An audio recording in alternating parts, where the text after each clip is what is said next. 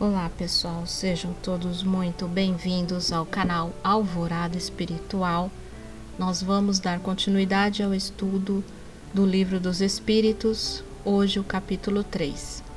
Antes de nós irmos para o vídeo de hoje, vou pedindo para vocês se inscreverem aqui no canal, ativar o sininho para receber todas as notificações quando tiver um vídeo novo e deixar o like para estar ajudando o canal a trazer mais conteúdos assim para vocês.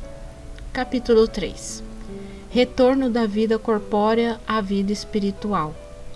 A alma depois da morte. Em que se torna a alma no instante da morte? Volta a ser espírito, quer dizer, retorna ao mundo dos espíritos que deixou momentaneamente.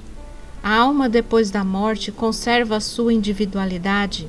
Sim, não a perde jamais. Que seria ela se não a conservasse? Não tendo mais seu corpo material, como a alma constata sua individualidade? Ela tem ainda um fluido que lhe é próprio, tomado da atmosfera de seu planeta e que representa a aparência de sua última encarnação, seu perispírito.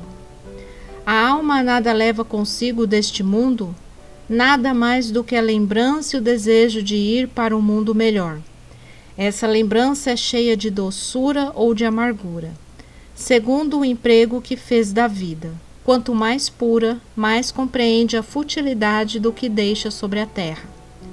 Que pensar da opinião que após a morte a alma retorna ao todo universal? O conjunto dos espíritos não forma um todo? Não é todo um mundo? Quando estás numa assembleia, és parte integrante dessa assembleia. E todavia tens sempre a tua individualidade. Que prova poderemos ter da individualidade da alma após a morte? Não tendes esta prova pelas comunicações que obtendes? Se não fosseis cegos, veríeis; se não fosseis surdos, ouviríeis, pois frequentemente uma voz vos fala, revelando a existência de um ser fora de vós. Aqueles que pensam que com a morte a alma retorna ao todo universal estão errados se entendem com isso que, semelhante a uma gota d'água que cai no oceano, ela aí perde a sua individualidade. Eles estão certos se entendem pelo todo universal, o conjunto dos seres incorpóreo do qual cada alma ou espírito é um elemento. Se as almas estivessem confundidas na massa, não teriam senão as qualidades do conjunto, e nada as distinguiria uma das outras. Elas não teriam nem inteligência nem qualidades próprias, ao passo que em todas as comunicações elas acusam a consciência do seu eu e uma vontade distinta. A infinita diversidade que apresentam durante todas as comunicações é a consequência mesma das individualidades.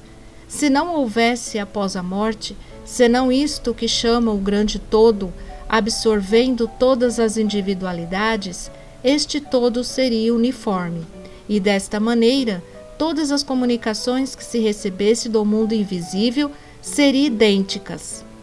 Uma vez que aí se encontram seres bons e outros maus, sábios e ignorantes, felizes e infelizes, alegres e tristes, levianos e sérios, etc. É evidente que são seres distintos. A individualidade se mostra mais evidente quando esses seres provam sua identidade por sinais incontestáveis, por detalhes pessoais relativos à sua vida terrestre e que podem ser constatados. Ela não pode ser colocada em dúvida quando se mostram visíveis nas aparições. A individualidade da alma nos era ensinada em teoria como um artigo de fé. O Espiritismo a torna patente e, de certo modo, material. Em que sentido se deve entender a vida eterna? É a vida do espírito que é eterna. A do corpo é transitória e passageira. Quando o corpo morre, a alma retorna à vida eterna. Não seria mais exato chamar vida eterna dos espíritos puros que, atingindo o grau de perfeição, não têm mais provas a suportar? É antes a felicidade eterna, mas isto é uma questão de palavras. Chamai as coisas como quiserdes, contanto que vos entendais. Separação da alma e do corpo. A separação da alma e do corpo é dolorosa? Não. O corpo sofre frequentemente mais durante a vida que no momento da morte. Neste, a alma não toma parte. Os sofrimentos que experimenta algumas vezes no momento da morte são um prazer para o espírito que vê chegar o fim do seu exílio. Na morte natural, que chega por esgotamento dos órgãos em consequência da idade, o homem deixa a vida sem o perceber. É uma lâmpada que se apaga por falta de alimentação. Como se opera a separação da alma e do corpo? Rompidos os laços que a retinham, ela se liberta. A separação se opera instantaneamente e por uma transição brusca? Há uma linha de demarcação bem nítida entre a vida e a morte? Não. A alma se liberta gradualmente e não escapa como um pássaro cativo que ganha subitamente a liberdade. Esses dois estados se tocam e se confundem. Assim, o espírito se libera pouco a pouco de seus laços. Os laços se desatam, não se quebram. Durante a vida, o espírito se liga ao corpo por seu envoltório semimaterial ou perispírito. A morte é apenas a destruição do corpo, e não desse segundo envoltório que se separa do corpo quando cessa nesta a vida orgânica. A observação prova que, no instante da morte, o desligamento do perispírito não se completa subitamente. Ele não opera senão gradualmente e com uma lentidão que varia muito segundo os indivíduos. Para alguns, ele é muito rápido e pode-se dizer que o momento da morte é aquele do desligamento, algumas horas depois. Para outros, aqueles, sobretudo, cuja vida foi toda material e sensual, o desligamento é muito menos rápido e dura algumas vezes dias, semanas e mesmo meses, o que não implica existir no corpo a menor vitalidade nem a possibilidade de um retorno à vida, mas uma simples afinidade entre o corpo e o espírito, afinidade que está sempre em razão da preponderância que durante a vida o espírito deu à matéria. Com efeito, é racional conceber que quanto mais o espírito se identifica com a matéria, mais ele sofre ao separar-se dela, ao passo que a atividade intelectual e moral, a elevação dos pensamentos, operam um começo de libertação, mesmo durante a vida do corpo, e quando chega a morte, ela é quase instantânea. Tal é o resultado dos estudos feitos sobre todos os indivíduos, observados no momento da morte. Essas observações provam ainda que a afinidade persistente entre a alma e o corpo, em certos indivíduos, é algumas vezes muito penosa, porque o espírito pode experimentar o horror da decomposição. Neste caso, é excepcional e particular a certos gêneros de vida e a certos gêneros de morte. Ele se apresenta entre alguns suicidas. A separação definitiva da alma e do corpo pode ocorrer antes de cessação completa da vida orgânica, algumas vezes. Na agonia, a alma já deixou o corpo e não há mais que a vida orgânica. O homem não tem mais consciência de si mesmo e, entretanto, resta-lhe ainda um sopro de vida. O corpo é uma máquina que o coração movimenta. Existe enquanto o coração faz circular o sangue nas veias, e para isso não necessita da alma. No momento da morte, a alma tem algumas vezes uma inspiração ou êxtase que lhe faça entrever o mundo em que vai entrar. Frequentemente a alma sente se desatarem os laços que a ligam ao corpo. Ela faz então todos os seus esforços para rompê-los inteiramente. Já em parte desligada da matéria, vê o futuro desenrolar-se diante dela e se alegra por antecipação da situação de espírito. O exemplo da lagarta que primeiro rasteja sobre a terra, depois se encerra em sua crisálida sob uma morte aparente, para renascer numa existência brilhante, pode nos dar uma ideia da vida terrestre depois do túmulo e finalmente de nossa nova existência? Uma ideia restrita. A imagem é boa, mas é necessário não tomá-la ao pé da letra, como sempre o fazem. Que sensação experimenta a alma no momento em que se reconhece no mundo dos espíritos? Depende. Se fizeste o mal com o desejo de fazê-lo, no primeiro momento envergonhar-te-ás de tê-lo feito. Para o justo é bem diferente. Ele se sente como aliviado de um grande peso, pois não teme nenhum olhar perquiridor.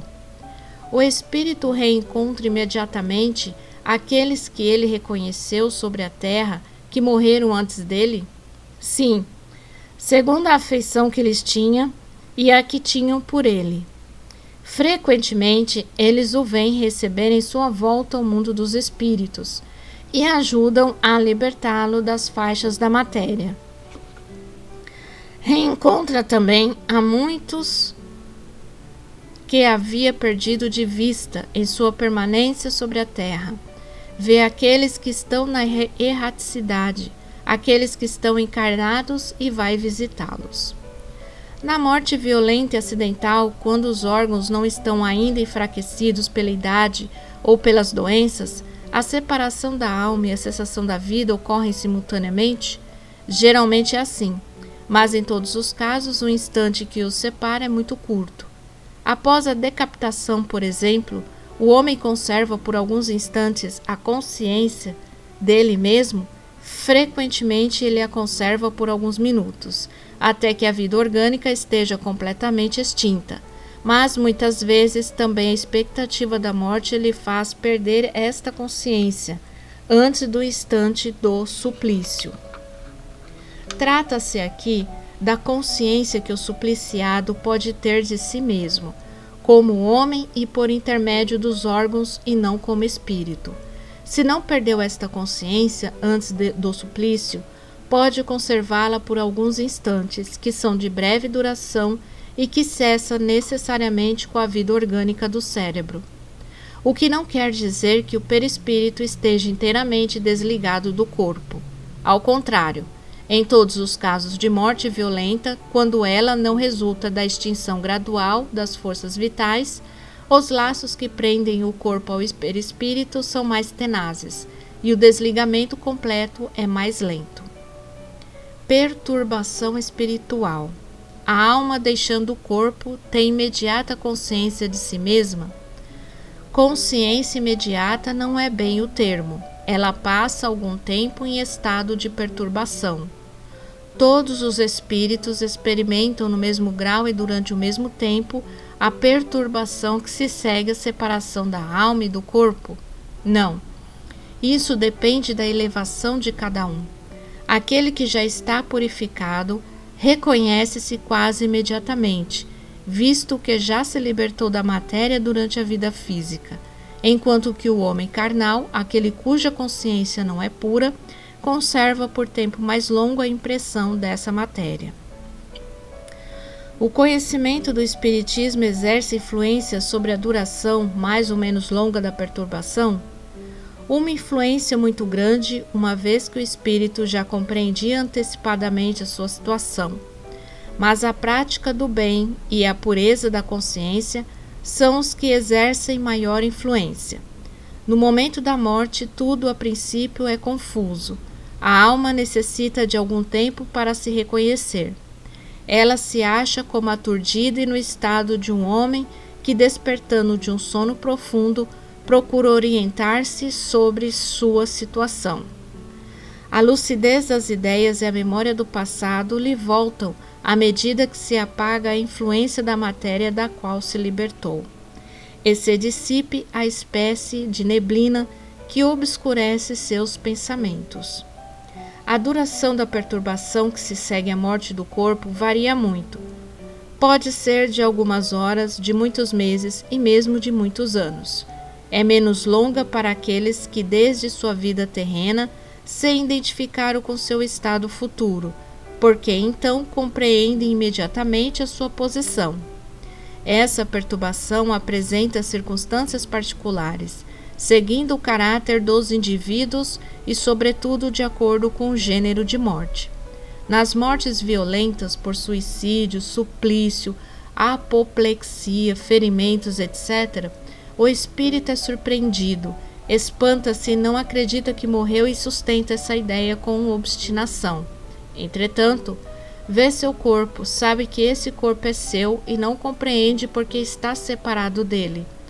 Acerca-se das pessoas a quem estima, fala-lhes e não compreende porque elas não o ouvem.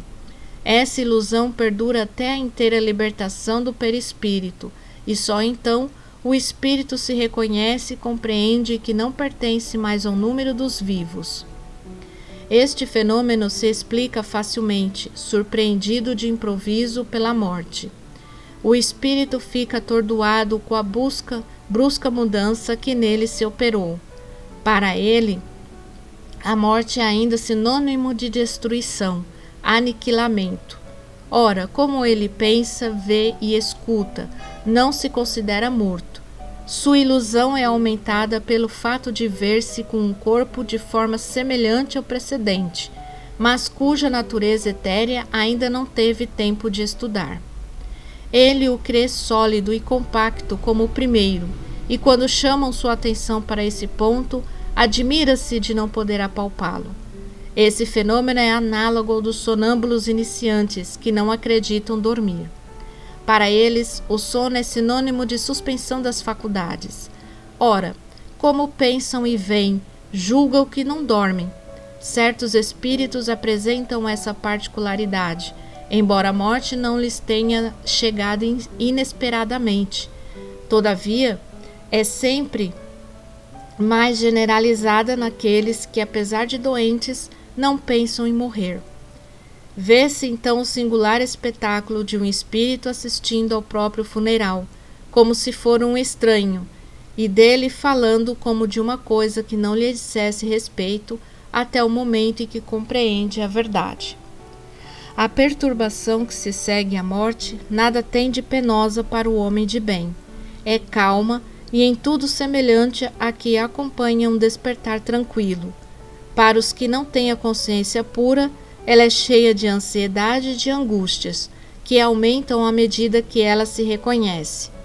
Nos casos de morte coletiva, tem-se observado que todos os que perecem ao mesmo tempo nem sempre se revêem imediatamente. Na perturbação que se segue à morte, cada um vai para o seu lado ou se preocupa apenas com aqueles que lhe interessam.